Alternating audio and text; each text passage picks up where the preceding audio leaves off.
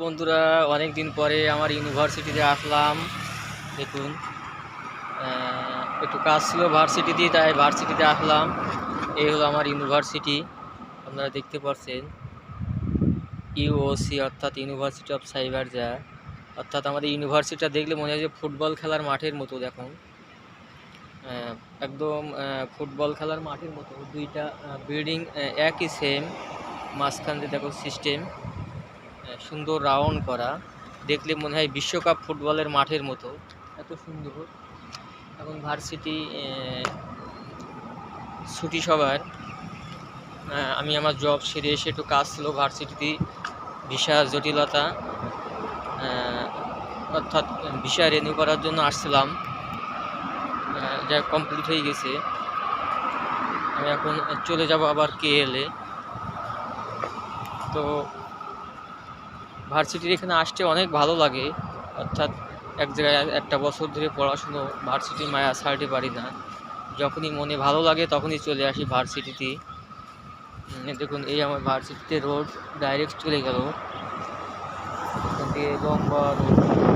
এখন যাবো এমআরটি স্টেশনে, এমআরটি স্টেশন যাব, গিয়ে সোজা চলে যাব কেএলএ অর্থাৎ কুয়ালালামপুর। আমার কুয়ালালামপুর থেকে আমার ভার্সিটিতে আসতে মাত্র 1 টাকা 60 পয়সা খরচ হয়। অর্থাৎ কুয়ালালামপুর থেকে আমার ভার্সিটির দূরত্ব হলো প্রায় 36 কিলোমিটার। 1 টাকা 70 পয়সা মতো খরচ হয় স্টুডেন্টের জন্য। আর যারা স্টুডেন্ট না তাদের জন্য 3 টাকা 20 পয়সা খরচ হয়।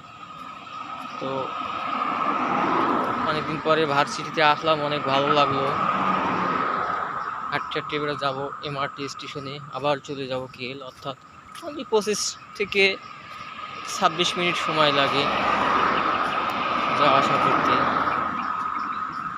তো মালয়েশিয়ায় যারা পড়তে আসতে ইচ্ছুক আসবেন, ভালো লাগবে। মালয়েশিয়ার পরিবেশ, মালয়েশিয়ার কালচার, মালয়েশিয়ার সংস্কৃতি অনেক সুন্দর। যে পরিবেশ, যে রোডঘাট, পরিবেশ, গাছগাছালি সব কিছু মিলে অনেক সুন্দর। সেই পর্যন্ত ভালো থাকেন, বাই।